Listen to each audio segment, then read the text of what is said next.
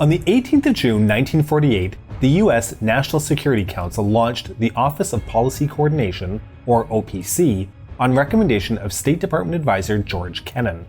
Kennan was a driving force behind the Marshall Plan as well as the U.S. containment policy, but this new initiative was of a completely different nature. The OPC was a covert operations unit. Its mission was to set up stay-behind networks in Europe with the purpose of resisting an invasion by the USSR and its allies. The whole operation became known as Gladio after the name of the Italian stay-behind network.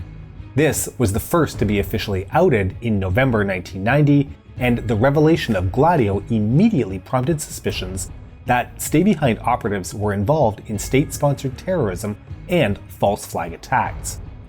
In our previous episodes of our Gladio series, we learned about the foundation of these secret networks in Germany and Italy, as well as the non-NATO neutral countries of Finland, Sweden, Austria, and Switzerland.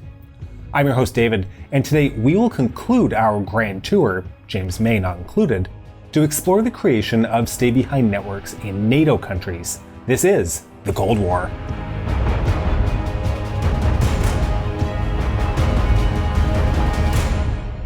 So, we'll kick off the tour with the three Benelux countries, which featured some interesting networks. In Belgium, the clandestine anti-Soviet operations were kicked off in 1951 following the Menzies-Spaak agreements of early 1949, named after Stuart Menzies, the chief of the British Foreign Intelligence Service MI6, and Paul-Henri Spaak, the Belgian Prime Minister. The Belgian Gladio was divided into two organizations, SDRA-8 and STC-MOB. SDRA-8 was the military branch, a subdivision of the Belgian Military Secret Service, the SGR. SDRA-8 counted about a dozen instructors recruited from the special branches of the military. They were trained in unorthodox warfare, guerrilla tactics, sabotage, parachute jumping, and maritime operations. In case of a Soviet occupation, the SDRA-8 agents had three main directives. First, to escort the Belgian cabinet and royal family abroad in order to establish a government in exile. Second, to act as liaisons between that government in exile and other secret agents still in Belgium. And third, and likely most importantly, to harass the occupation forces. To complete their missions, the SDRA-8 personnel could recruit and train 3 to 4 agents among the civilian population. These new recruits would operate in total anonymity and had no contacts between each other, only with their SDRA-8 instructor. The new agents were required to have stable employment, a strong national sentiment, and no political affiliation. Recruitment occurred on a voluntary basis, so no contracts, no paper trail of any kind, and no compensation. Mercenaries need not apply, I guess. Now, the other branch of the Belgian setup was the STC-MOB, and it was part of the civilian secret service, the Sûreté de l'État. It recruited mainly radio operators. Their task was to collect intelligence on the occupation forces, which could then be useful to the exiled government. Unlike the Italian Gladio, the Belgian version did not rely on secret arms caches. The SDRA-8 did receive special consignments of weapons from the British MI6, but they were stocked in regular army depots. Belgium, not on the front line of a possible invasion, would have had a bit of time for its stay-behind operatives to mobilize and collect gear before the Soviet steamroller arrived. Belgium's double network was revealed to the public on the 7th of November 1990 by Defense Minister Guy Coem. Like many European leaders, Coem wondered if the clandestine operations had any link to, quote, the wave of crime and terror from which our country suffered from during the past years, end quote. The minister was referring to the Brabant massacres carried out between 1983 and 1985. These were perpetrated by teams of hooded men who robbed supermarkets or ambushed police patrols, attacks which had left 28 people dead. Were the Brabant killers members of SDRA-8, or maybe they simply had access to their weapons? We will cover this and other allegations in a future episode focused on the repercussions and allegations of these clandestine networks. And for the moment, we will move slightly north to the Netherlands, where the stay-behind units were also divided into two branches, simply called Operations and Intelligence. O and I for short. Interestingly, they developed independently of each other and even ignored each other's existence until 1961. I was the first network to be established in 1946. Its founder was Colonel Sommer, a resistance leader during the German occupation. His unit's first task in the event of invasion would be to evacuate the royal family and the government. Next, the I operatives would collect and transmit intelligence back to the cabinet and security forces in exile.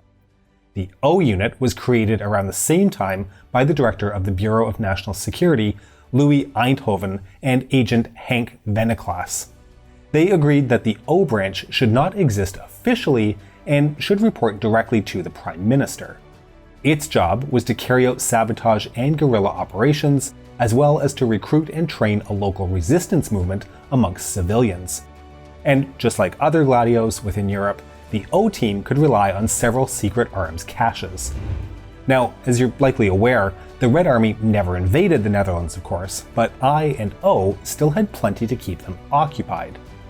Intelligence oversaw the handling of exiles who had escaped from behind the so-called Iron Curtain, while operations sought to sensitize the general public to the dangers of communism. So that's the Benelux, right? Well, no.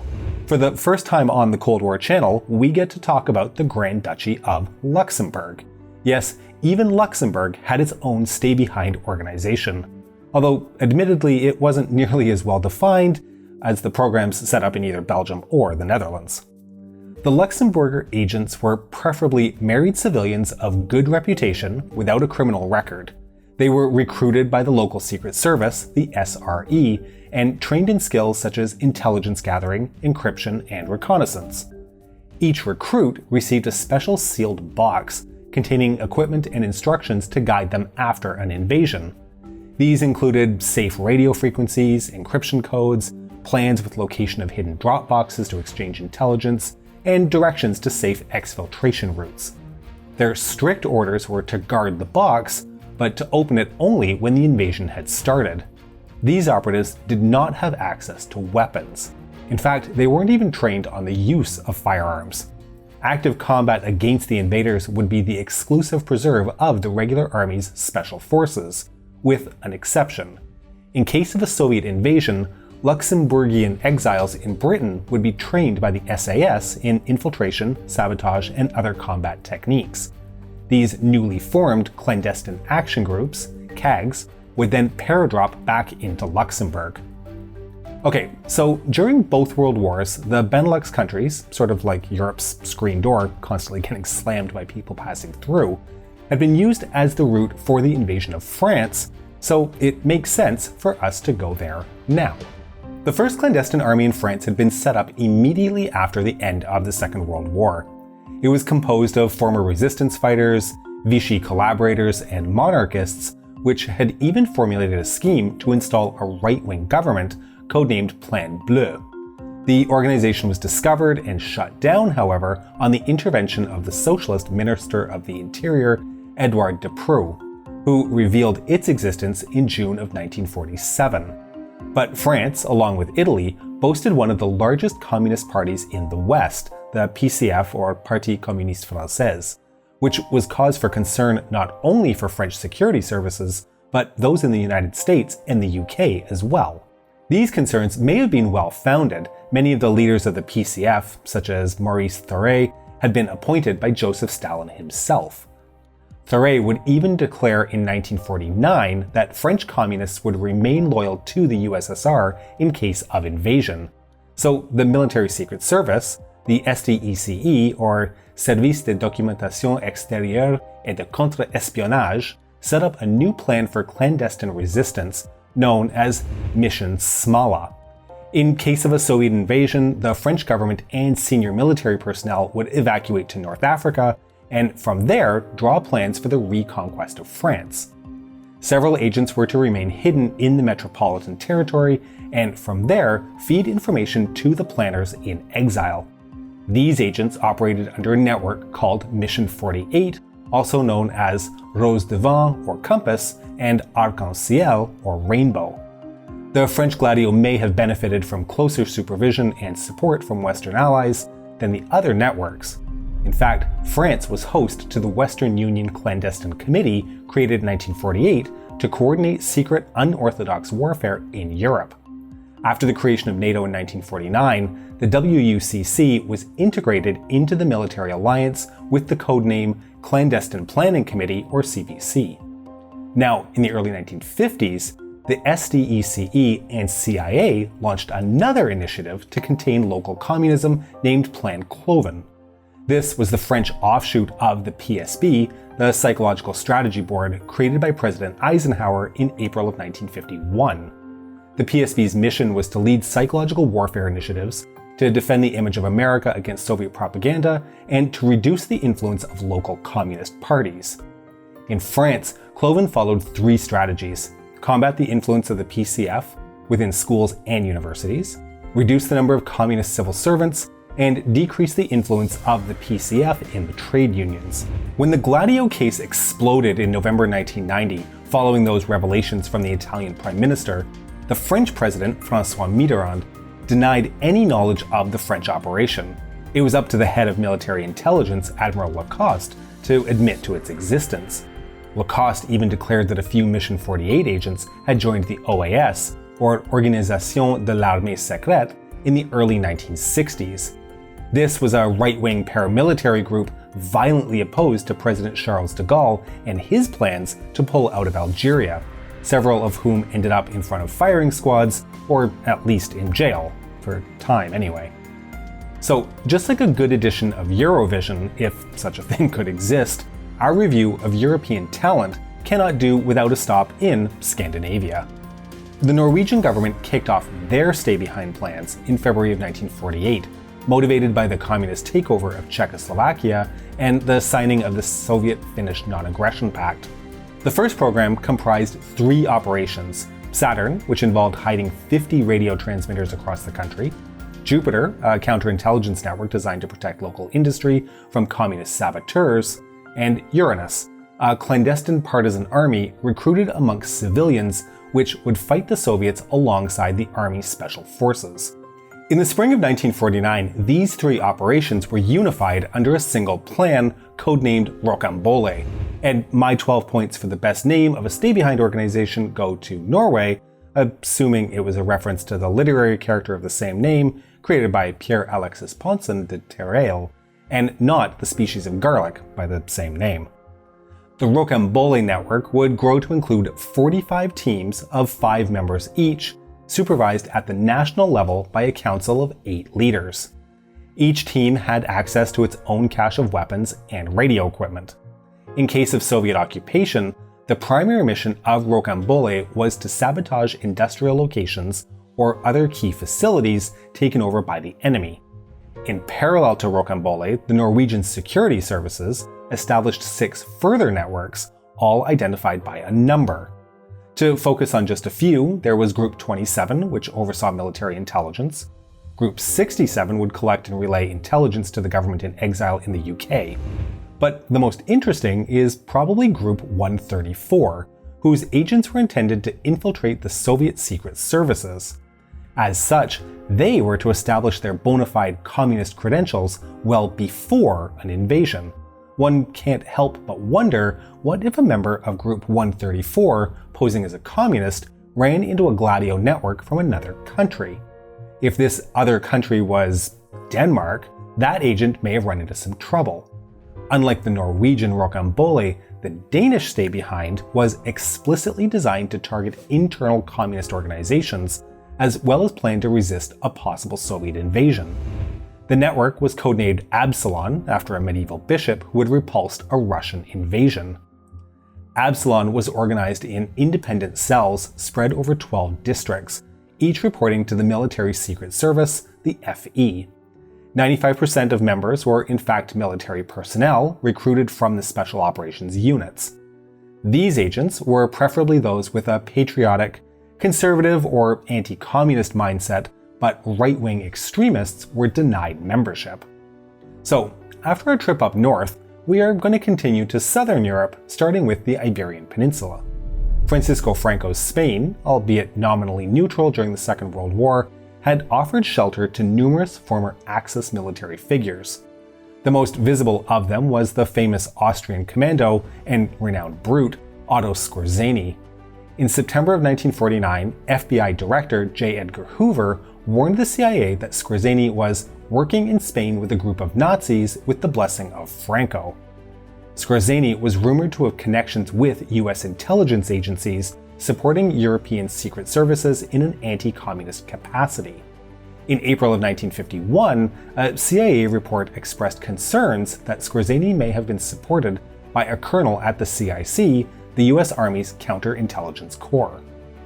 He surely thrived in Madrid, where he set up a mercenary organization known as Paladin, allegedly involved in right-wing coups and conspiracies.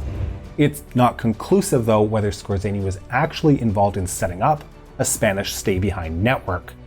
This was established in 1948 by Franco's secret services, along with the cooperation of the CIA. The Spanish Gladio was headquartered in Las Palmas in the Canary Islands. Spain only became a NATO member in 1982, long after Franco's death, but this did not prevent the caudillo from cooperating with Western powers. In 1953, Madrid and Washington signed a treaty allowing for the deployment of American forces on Spanish territory. Following the agreement, the base in Las Palmas was used as a training facility where clandestine operatives from NATO countries were trained by US instructors. Now, Spain's neighbor, Portugal, not Andorra, offers a peculiar version of Gladio run by a character similar to Skorzeny. The organization was Integer Press, a team of operatives disguised as a press agency. Integer Press was set up in Lisbon in September of 1966 during the authoritarian rule of Antonio Salazar. The agency itself was directed by French Army Captain Yves Guérin-Sérac, a veteran of both the war in Indochina and Algeria. After being one of the founders of the OAS and cooperating with Francisco Franco's secret services in Spain, Guérin-Sérac relocated to Portugal, which in his view was the last European bastion against communism. Integer was supported by various Western services, including the CIA, which trained its members in guerrilla tactics against Soviet invaders, as expected. But, according to an Italian parliamentary commission on terrorism, the training extended to bombings, assassinations, and subversion, all tactics which may have been applied to terror attacks in Italy during the years of lead, hence the commission's involvement. And this is what makes Integer Press so peculiar. Rather than focusing on domestic actions, they projected their reach across Europe and beyond. Integer agents were dispatched in major cities all around the globe, protected by their journalistic cover. One of their alleged targets were the opponents of the military regime in Greece, installed in 1967. Which offers a nice segue to our next stop. The Greek clandestine resistance network was created as early as the end of 1944, with British support and influence. The secret army came under many names, the better known being Lochos Orienon Katadromon, or LOK, the Hellenic Raiding Force. In later years, LOK was also known as Sheepskin. Greece joined NATO in 1952, and so the LOK came under the integration of NATO's Clandestine Planning Committee. The LOK, supervised directly by Field Marshal Alexander Papagos, had as its main mission to resist a Warsaw Pact invasion. To this end, LOK operatives had access to stores of automatic weapons and small field mortars, particularly well suited to mountain warfare. The LOK caches of weapons and equipment were in fact buried in caves on the Rhodope and Pindus mountain ranges. The secondary mission of LOK was to prevent a left-wing coup in Athens. Accordingly, the LOK had access to a NATO anti-coup contingency plan codenamed Prometheus. On the 20th of April 1967, that plan was in fact put in place by the Greek military, not to prevent a Soviet-friendly faction from seizing power, but for staging their own coup, which installed the so-called regime of the colonels. The use of the plan prompted suspicions that the LOK was directly involved in the coup, an allegation which we'll review in a future episode. Okay, so our final stop today is Turkey. When Turkey became a NATO member in February of 1952, its strategic significance to both warring blocs was evident, both because of its location and the size of its military. It's no wonder then that a powerful stay-behind organization sprung up almost immediately. The local network was the TMC, Tactical Mobilization Committee, also known as Counter-Guerrilla.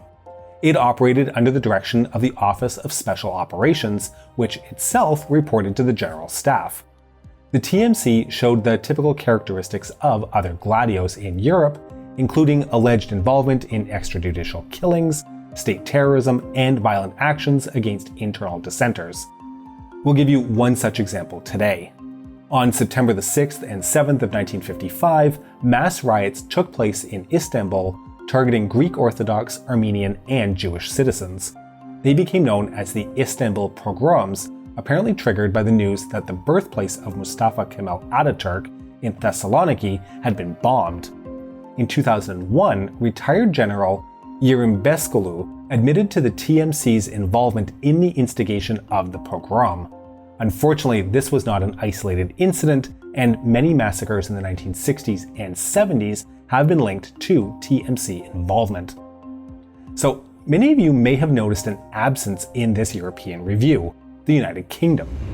During the Second World War, London had created a stay-behind organization, the Auxiliary Units, to prepare against a German invasion, but this had been disbanded by 1944. But what about after the war?